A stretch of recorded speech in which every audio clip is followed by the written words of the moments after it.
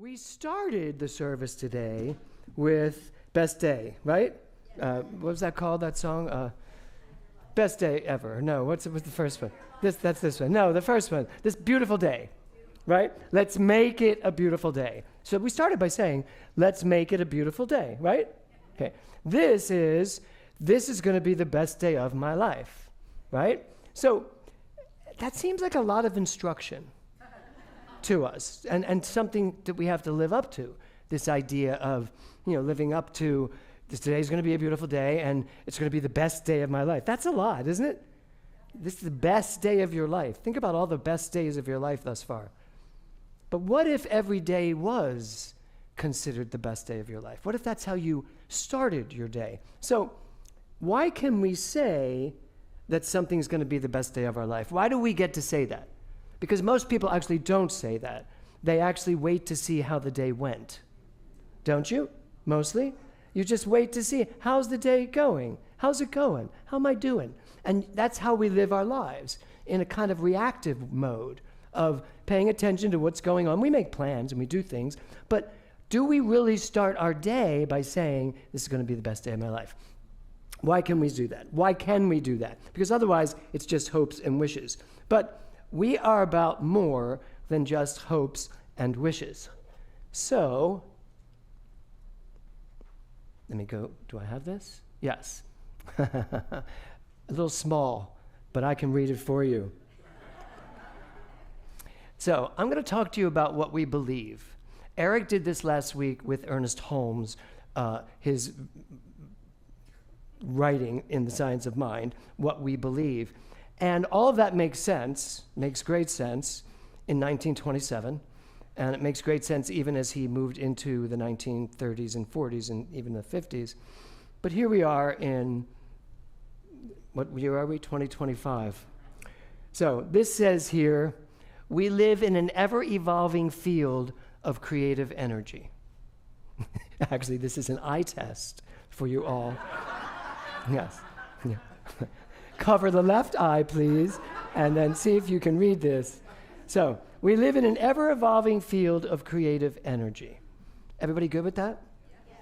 So, we actually get, and this is what we teach here, we get that we are vibration, we are energy, and we live in this field of energy. We are this field of energy. We don't just live in it, but we are this field of energy, okay? And then, no, there. See how this is like an eye test. Now you go down. This says, everything is connected in this field of infinite potential. Everything, I can't even read it. Everything is connected in this field of infinite potential. Okay? Everything is connected. So that means there's nothing separate from you. Do I want to go there? I kind of do. So we just made it through a week of a big, beautiful bill that got passed that has just separated the country even further, created even a bigger chasm in this world that we're living in. And the world looks at us and really is confused, I think. And yet, what I just said was everything is connected in this field of infinite potential. So it's so easy for me to think that I have nothing to do with what they did. But I do. Because everything is connected in this field of pure potential. We all are connected. So somehow, all of us brought ourselves to this moment in time. Now, I get it. Probably a lot of you are thinking to yourself, I'm not going to take blame for that. But you know what? We need to take responsibility for the world we live in, because if we don't, we're not going to be able to change it. We're just going to keep living as victims to other people do, perhaps. And that's not what we teach here. So I'm talking about what we absolutely teach, that we live in a field of pure vibration, pure energy, pure love, and that it's all connected. What one does, it ripples through and vibrates through the entire prism of life. Everybody good with that so far? Good. Now it's interesting. You're all good with it, theoretically. It's not as easy to live, is it? It's not as easy to put into practice, which is really why you're sitting here today. And if it's not, it actually is. Because you're really here to learn how to use this stuff, to know why it changes your life, why it supports your life, why it grounds you in this teaching. So the last one here, not the last one, our beliefs and choices shape our life experiences. Our beliefs and choices shape our life experiences. Bless you. Do you believe that? Yes. So what you believe shapes the experience you're going to have of life. So whatever you believe about what's going on in the world, Joselito just shared that he believes the world is a friendly place. So I meet friendly people everywhere I go. That energy, that vibration, lets him meet friendly people everywhere he goes. And if he met someone who wasn't friendly, that person's guard would probably be down because they wouldn't know what to do with this energy of guy with snot coming out of his nose and all. Right? So, yeah. So those beliefs that you have, whatever they are, even about what went on this week, are shaping your experience of what's going forward, of where you're about to go. This is what we teach. These are what we hold as our true principles.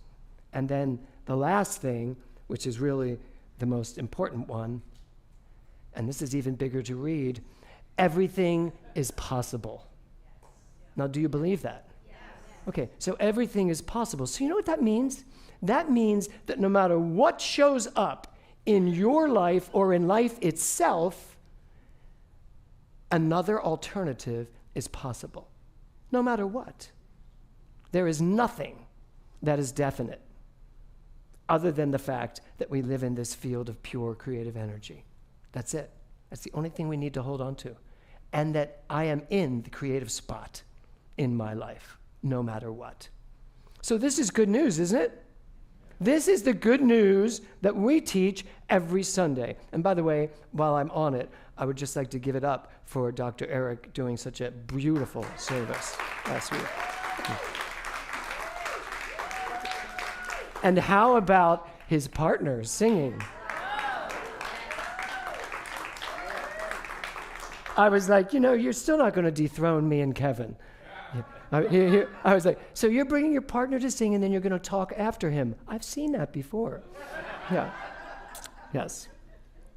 So anyway, you all have the premise, right? What we believe. Okay. Your beliefs are what's changing everything in your life. And not only that, your beliefs are changing everything in life itself. Never think that your one little being doesn't have a profound impact on life itself, because it does. So, the title of my talk today and the first question I have for you is this: what does your future look like? So I want you to think about it for a minute. What does your future look like?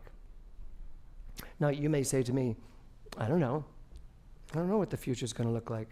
And I'm going to say back to you, well, you damn well better. Because if you don't know what your future looks like, then you're not creating it. You're not creating the future you're about to live. You're just kind of rolling along with whatever's taking you along.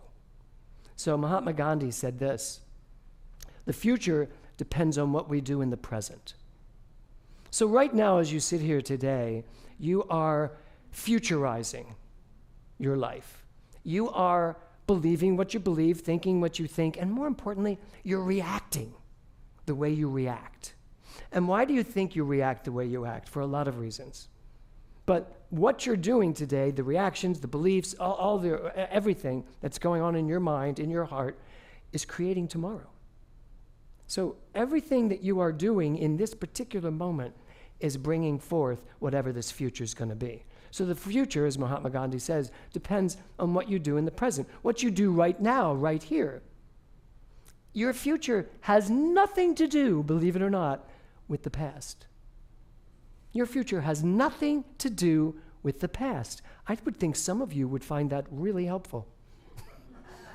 Right? It has nothing to do with what's happened up to this point, unless all you're thinking about is the past, as we talked about weeks ago, unless 95% of your thinking is based on what you've been thinking this whole time. Our job is to get out of the way and make sure that we don't keep those patterns going. So, Thomas Jefferson, little 4th of July quote, said this: "I like the dreams of the future better than the history of the past." How many of you are still stuck with your past history? How many of you are still telling the same stories over and over again? Like you starred in West Side Story on Broadway. I mean, really. If you don't know that by now, Jesus. But you know, it's really helped me a lot. I've reframed that whole experience. And it's a very different thing to me than it has been through most of my ministry, to be honest. I've used it a lot. I don't need to tell you that. Yeah. But how much of your history is still creative? That's the big thing. How much of your past is still creating your future? That's something to really think about. Okay? The next quote is by Bobby Kennedy. "The future is not a gift, it is an achievement." So, are you willing to do the work to create the future that you want? The first question I asked you is, what does your future look like? What do you want it to look like? What do you want your future to look like? I mean, this is not just playtime. This is science. Your brain does not know the difference between future, past, or present. If you go back to your bulk stuff from the past, your brain doesn't know that you're not being dumped again. It just thinks you're being dumped in this present moment because you're still living when you were 16 and some boy dumped you. Obviously, this is not my story. It's someone else out here, right? But your brain doesn't know the difference. Your soul doesn't know the difference. Your energy, your body doesn't know the difference. Which means if I'm going to spend most of my time back here thinking about, well, this happened, I can't do this, and if I'm going to make my decisions based on all of that, I'm just same olding myself again. Or I could come over here and start informing my brain what it feels like, what it looks like to live in the life I want to live in. My brain, again, doesn't know the difference. My body doesn't know the difference. So recently, I had something really important to do, and I woke up with a backache. Not a backache. I woke up, I must have slept on it funny, but I woke up and my back was like this, like you can't really stand. I was like, oh God, and I had a really important thing to do that day. And I decided that the important thing I had to do that day was way more important than how I felt. So I just took all of my attention and went to the computer and I was working on something that I had to do that day. When I went to bed that night, I couldn't believe that I had completely forgotten that my back was out in the morning, because it wasn't by the end of the day. In fact, it wasn't even about an hour later, because my mind wasn't there. My mind went somewhere else, and it was an exciting thing that I was doing that day. And my body was more excited about what I was doing that day than the fact that I'd thrown my back out sleeping or somehow. That's how powerful your mind is. Where are you going to put it? The future is not a gift. It's an achievement of what you're doing with your mind today. Today. T-A-D-A-Y. Today.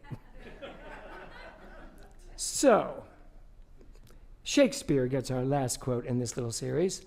"We know what we are, but we know not what we may be." So this I am God thing, it's fabulous, it's great, I love it. Everybody seems to be rallying around it these days, much better. I hear it a lot of places now. But what does it mean? Do you know what you are?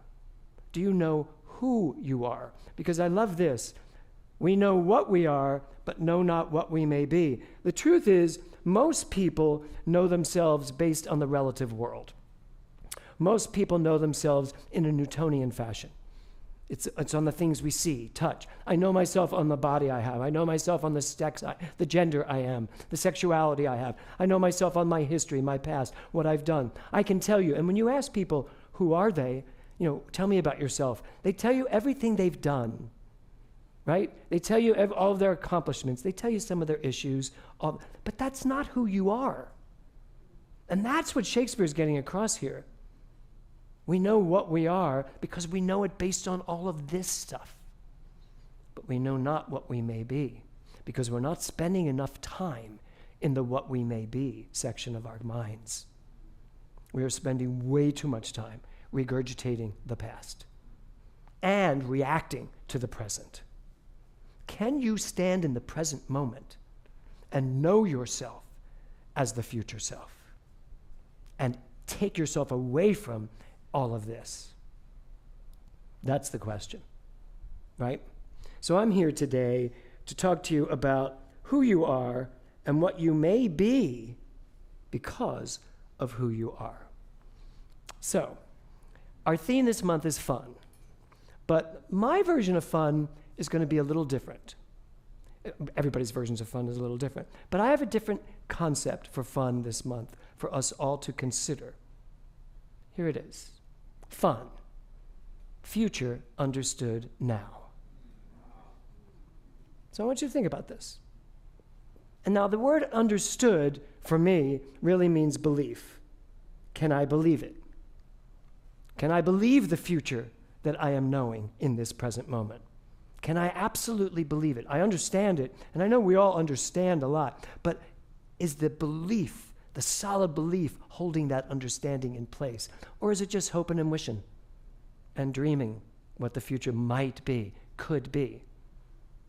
So, I want to tell you, I've been doing a lot of futurizing every day.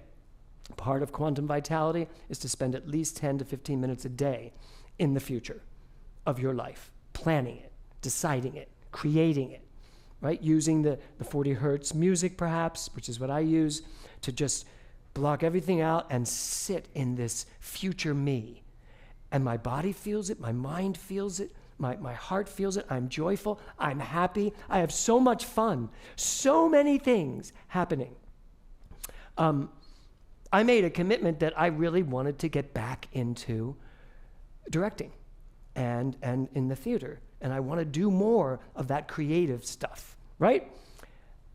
Maybe a week to 10 days go by and I'm offered a brand new play that I love to direct at the Colony. I'm given a great budget and a budget that allows me to go after actors that I really want to work with. And we're in negotiation right now with 3 actors that are just amazing actors that you'll know when we announce them. Why did that happen? Because my future self already felt it. I've already spent the time in the future directing this play. Not that play, but a play. The experience of being creative again. The experience of opening night. The experience of Tech Week, putting the set together with the lights and the sound, getting all the actors. I was living there. I went to see your play, and I was so excited by what you did, Pavel. Right? So, of course I'm going to get offered something out of nowhere. Truly, out of nowhere. So, that's what I'm asking you to look at. So, future understood now. Fun. It is so much more fun to be in the future that I am creating than to be reliving the past or to be looking at the past for ways to maybe heal myself or correct issues. You know what's funny about these issues? That back I had, it went away because I was focusing on this, not because I was focusing on my back. And I'm not saying that it isn't important at times to pay attention to what's gone on or what's going on. I'm very much about what's really happening here. But once it's happened, get over it, Blanche. Move on. Blanche from Golden Girls, of course. So, a couple questions for you. Why do you think the thoughts you think? That could be a song, couldn't it? Why do you think the thoughts you think? Why do you think the thoughts you think? That's number 1. 2, why do you react the way you do, Tiffany? Why do you react to things the way you do? Don't tell me. Just do it for yourself. Why do you feel the way you do, Carol? Why do you feel the way you do? So why do you think the things you think? Why do you react the way you do? Why do you feel the way you feel? And there's only a one-word answer to all of it, and it is? Belief. Thank you. What did you say? Fun? You said fun? Because of fun. No. Beliefs. because you believe what you believe. But here's the interesting thing. How about futurizing your beliefs into more like his? I'll have what he's having, right? Futurize yourself into a world where everything goes your way. Futurize yourself into a world where you're in a job you love and that fulfills you and that you can't wait to get up every day to do it. Futurize yourself into a relationship that is full and fun and passionate and intimate and honest. Futurize yourself there as opposed to coming back here and wishing you had it. Because frankly, I think that's what we do most of the time. We're here hoping and wishing and praying, right? So, this quote by William James, it's a little long. The world we see that seems so insane, I thought it was a great quote for this week. The world we see that seems so insane is the result of a belief system that is not working. To perceive the world differently, we must be willing to change our belief system. Let the past slip away, expand our sense of now, and dissolve the fear in our minds. William James, the father of New Thought. This was like 100 years ago he wrote this, and it's so applicable to this particular moment in time. Do you know, every generation is in a world that's in chaos. Every generation has been. Everybody's had a world that's chaos, and they're always like, it's the worst it's ever been. It's never going to, So we're in a world with chaos right now. It seems to be how the world works. But are you in chaos? That's the question. So, second line there, to perceive the world differently, we must be willing to change our belief system. I've been teaching this now for almost 25 years. Mental muscle is all about beliefs and changing your beliefs. But I am more than ever convinced, to me, that the way for me to change my beliefs is to step into the beliefs I want. I can't just keep fighting these down because it doesn't work. Because what I focus on expands and what I put my attention on grows. And there are things I still want to be done with in my life. But if I come over here and live here, they don't have a place here. I'm not taking that with me when I move. It's done. So, futurizing, giving yourself permission to change your belief system by picking up the one you want. If you think life is hard, get rid of that one. Leave it back. Go over here where life is easy. Life is pure potential. Life is nothing more than endless possibility, which, by the way, is the truth. The spiritual, scientific truth. That's the truth. This is not the truth. This is the relative world you live in that you've proven to yourself that the world is difficult. And I can prove it. Anything you give me that's bad or wrong, I could probably prove in the world of form. But anything that really matters and that you really want is over here in this future world of pure potential. So, Byron Katie is not someone that I quote often, but this I liked. A thought is harmless unless we believe it. It's not our thoughts, but our attachments to our thoughts that cause us suffering. Attaching to a thought means believing that it's true without inquiries. A belief is a thought that we've been attaching to often for years.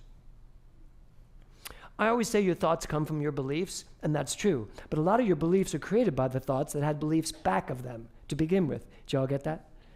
Yeah. So I say your beliefs create your thoughts. But then a lot of the thoughts backed by beliefs create new beliefs because you get more proof. The world's a difficult place. People are always out to get us. People are selfish and want only for themselves. I could prove that this week, easily. But is that really what's going on? Or is that just this Newtonian world of effects that people are generating in their lives? Because it's not the truth. And if I'm going to perpetuate this, I'm going to keep creating it. So, as she says here, it's time for us to have a big, deep inquiry of our lives. How much of this are we willing to keep living? And how much of this are we willing to put our inquiry into? What would it be like? What would it be like to ... You figure out what's yours. I know what mine is. What will it be like to live it, feel it, be willing to feel it. So this month, I want you to use your time living in the future as best you can, okay? Living in your future desires. Now, here's the thing. You're going to need to know the answer to that first question, right? Which I think is the next one.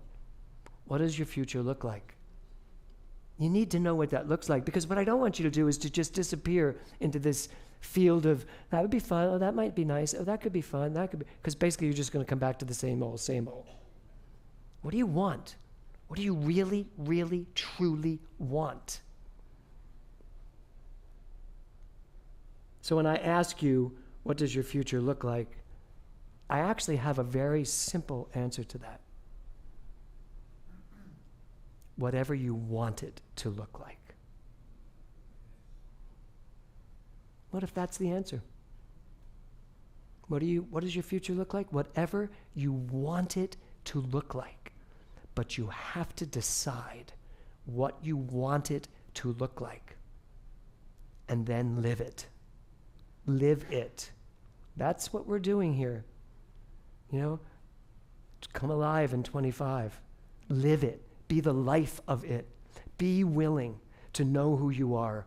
Be willing to remember what we teach here. Be willing to be that energy, that vast field of pure energy and possibility and potential. Be willing to live from that mindset, no matter what.